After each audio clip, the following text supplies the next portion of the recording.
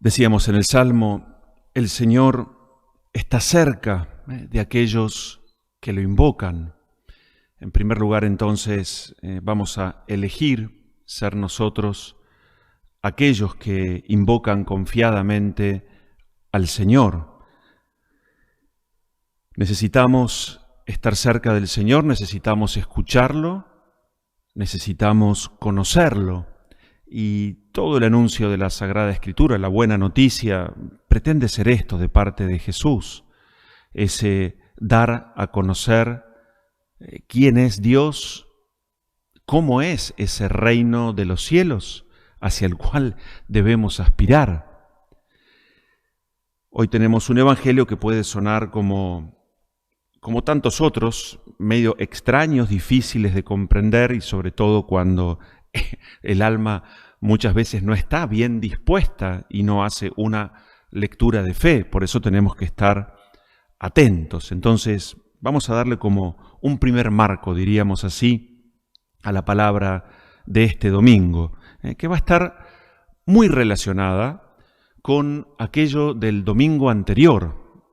Si recordamos bien, nos encontrábamos aquella escena donde Pedro le pregunta a Jesús, ¿hasta cuánto tengo que perdonar? Le pone 7 veces y Jesús le contesta, en el lenguaje de la época, 70 veces 7 le está queriendo decir, Pedro, hay que perdonar siempre. Y nosotros entonces entendíamos que Jesús estaba queriendo decirle a Pedro, a los apóstoles y a nosotros hoy, que si queremos seguir las huellas de Jesús, si queremos parecernos a Él, si aspiramos al reino de Dios, decíamos así, entonces nuestro caminar no debe ser distinto a los pasos que siguió nuestro buen Señor, que para mostrarnos el amor que nos tiene, no solo entregó y dio su vida, sino que además en la cruz es allí como el ámbito, el trono del amor que se hace perdón. Si tuviéramos que decir a cualquier persona en qué consiste, cómo es el reino de los cielos, cómo es Dios, convencido estoy que todos diríamos es aquel que ama totalmente y perdona siempre. El perdón es un mensaje central de la buena noticia que Jesús se ocupa de darnos a conocer. Entonces decíamos nosotros el domingo pasado que si queremos parecernos a Jesús, el perdón, el ejercicio del perdón y de la misericordia deberían estar presentes todos los días en nuestra vida. Aquel que perdona más va a perdonar con mayor facilidad. Aquel que difícilmente perdona, está claro que le va a resultar difícil, muy difícil, perdonar a los demás. Pero decíamos entonces que el eje no estaba puesto en mi dificultad para perdonar, sino en primer lugar, y este era el desafío, que nosotros mismos pudiéramos sentirnos amados a través del perdón que Dios nos tiene, me tiene. Si yo hago experiencia del perdón, si pido perdón a Dios, si recibo con los brazos abiertos ese perdón, indudablemente que perdonar a los demás va a resultar algo más fácil. Jesús sigue formando a sus apóstoles y lo hace no solo a través de las preguntas que como el domingo pasado le presenta a Pedro, sino que Jesús está atento para aprovechar cualquier ocasión para dejar una enseñanza. Hoy nos encontramos a Jesús hablándole a estos fariseos, que era ese grupo que en tiempos de Jesús creían que por conocer al dedillo la ley y cumplirla, eran los más perfectos de entre todos en aquella sociedad. Y por lo tanto su vida era un conocer para cumplir. Jesús a lo largo del Evangelio tantísimas veces va a ir contra este grupo de fariseos, no porque desprecie la ley, sino por el modo en que estos fariseos se paraban frente a esa relación con Dios. Si lo mío es conocer y cumplir, yo soy el más perfecto, por lo tanto tengo el derecho a despreciar a los demás, a los pecadores, a los ignorantes y finalmente a los paganos, que ya desconocían absolutamente la ley. Era un desprecio muy importante. Entonces se había armado como un grupo muy tristemente selecto, donde lo que les preocupaba era, insisto una vez más, cumplir, para, diríamos nosotros hoy, mandarse la parte, ser vistos por los demás. Jesús los va a enfrentar con la verdad de lo que ellos son, que son, no es otra cosa que hipócritas. Bueno, hoy Jesús va a aprovechar otra instancia y va a poner esta parábola, todo este es el marco general, porque si no, no se entiende, para dar una enseñanza más. Jesús quiere dar a conocer cómo es el reino de Dios. Insisto, a Jesús no le interesa con esta parábola meterse en el tema de las relaciones laborales o en este dueño de la viña en su modo de ser despótico. Eso sería equivocar la interpretación de lo que Jesús quiere transmitir y enseñar. ¿Qué quiere transmitir y enseñar Jesús? Que conozcamos cómo es el reino de Dios, cómo es Dios y cómo debería ser nuestra relación con Él, donde está claro que el cumplimiento de nuestros deberes, de los mandamientos, de los preceptos, forma parte de nuestra fe. Pero en tanto y en cuanto, y esto es lo más importante, eso nos acerca al ser más íntimo de Dios, que es vivir por amor, entregarlo todo por amor, por ejemplo, a través del perdón. Dios es, lo escuchábamos en el Salmo, lento para la ira, de gran misericordia, es bondadoso. Entonces, pone este ejemplo donde hay un dueño de una viña, este es Dios, que invita no a algunos, sino a todos a trabajar, a formar parte. Podríamos decir hoy, Dios no quiere desempleados en el camino de la fe. Nos invita a todos, y esto ya lo sabemos.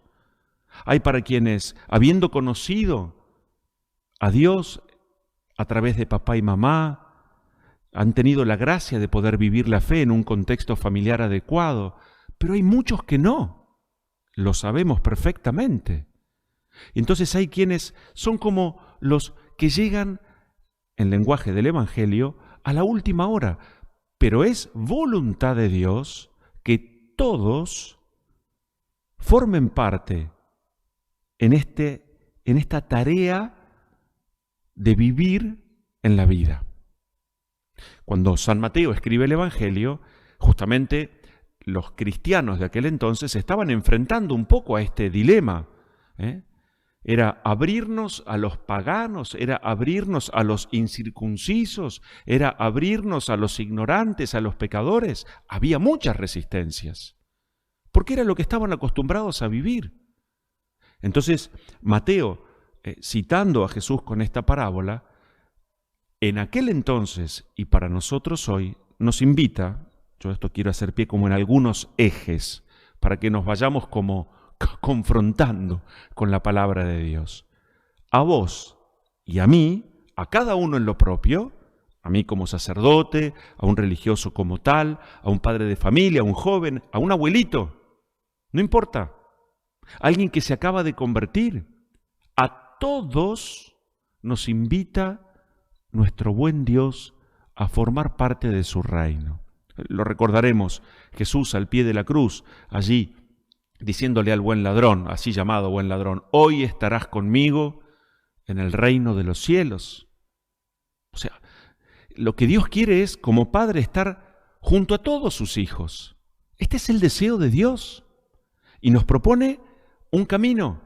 Y ese camino es un camino arduo, porque implica trabajo, implica ponerse en camino, implica arremangarse cada mañana en un mundo cada vez menos cristiano, a tener que dar respuestas desde la fe.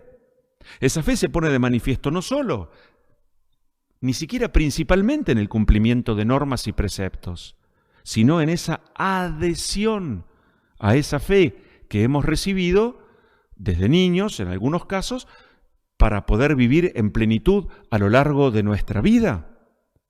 Entonces, ¿qué significa estar y trabajar en el reino de Dios?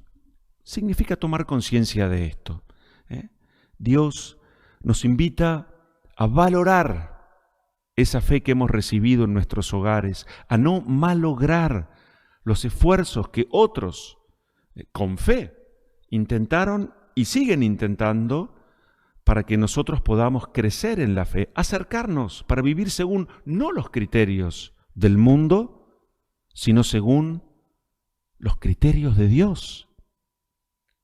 Por eso quiero insistir que Jesús no está quitándole valor a las enseñanzas de la ley, sino al modo en el que nos paramos frente al cumplimiento de esa ley. Donde todos tenemos que entender que en este sentido la salvación, la oferta de cielo, es gratuita. Se corresponde no por nuestros esfuerzos personales o méritos, sino por bondad e infinita misericordia de Dios. Lo que en pocas palabras está de fondo es aquello que a los fariseos les costaba tanto comprender. ¿Y por qué no a nosotros también a veces? Que es esta fuerza, este ser perdonador y misericordioso de Dios, donde queremos apropiarnos de si hacemos, si cumplimos, si vivimos, me merezco el salario. El salario se llama Jesús y es ofrecido gratuitamente en cada Eucaristía. Lo estamos celebrando ahora. O como lo dice Pablo en la segunda lectura hoy, escribiendo a estos cristianos. Para mí la vida es Jesús. Y a tal punto para él la vida es Jesús, que él llega a decir esto. Y la muerte para mí es una ganancia. No hay otra alternativa. Yo sé que me voy a encontrar con Jesús. Pero si, Dios me sostiene en esta vida, elijo esto porque quiere decir que aún tengo mucho para dar. En estos días hablaba con alguien que estaba así, tranquilita en su camita, a punto de dar su último paso al cielo. Y charlando y confesando y administrando el sacramento de la unción. Me decía, Cristian, estoy con mucha paz. Estoy tranquila. Sé que Dios me va a recibir en el cielo. No tengo duda. Y por eso tengo paz. Ahora, un poco como Pablo, miro a quienes todavía caminan en esta vida, mi marido, mis 3 hijos, y no sé, pero con esa bondad de corazón, pero si Dios me está llamando, yo estoy preparada. Y además, algo así como, sin saberlo tal vez sí, citando a Santa Teresita de Lisieux, sé que en el cielo voy a hacer mucho bien. Esa debería ser nuestra mirada. Vamos al cielo. Lo hemos dicho hasta el cansancio, especialmente en esta semana con los textos bíblicos. Nuestra vida tiene un destino de eternidad. Vamos a encontrarnos y vamos a celebrar la vida junto a Dios para siempre. Pero mientras tanto, Dios me invita a trabajar en la viña, a dar testimonio, a arremangarme, a no vivir en la superficialidad, a no vivir una fe tibia, a entregarme, a darme por los demás, no a estar perdiendo el tiempo en cálculos fríos, si merezco, si es esto lo que me corresponde, si me rompí el alma, si todo lo que somos y tenemos es un don de Dios para ser ofrecido y dado a los demás. ¿Qué más nos falta para poder entender esta verdad? Vamos a pedirle a Jesús, a quien hoy celebramos aquí, que Él sea, y así podamos vivirlo. Ya hoy me dice Dios desde el cielo, hijo, hija, ya te estoy dando mucho más de lo que mereces. gratuitamente, porque te amo, porque sos mi hijo, te entrego a mi propio hijo. Haz experiencia, encontrate con él y sentite parte, vení a trabajar a la viña, compartí esta alegría profunda con quienes están a tu lado. Así como mañana estaremos dando comienzo a una nueva estación en la primavera, bueno, nuestra vida tendría que ser, cada Eucaristía podría ser, porque depende de nosotros, una nueva primavera en la fe, un florecer, un mostrar nuestros mejores aromas y colores, dejar traslucir a Jesús con nuestros actos y con nuestras palabras, que no es otra cosa que traer, hacer presente el reino de Dios entre nosotros. Los invito a que con amor y devoción celebremos nuestra fe.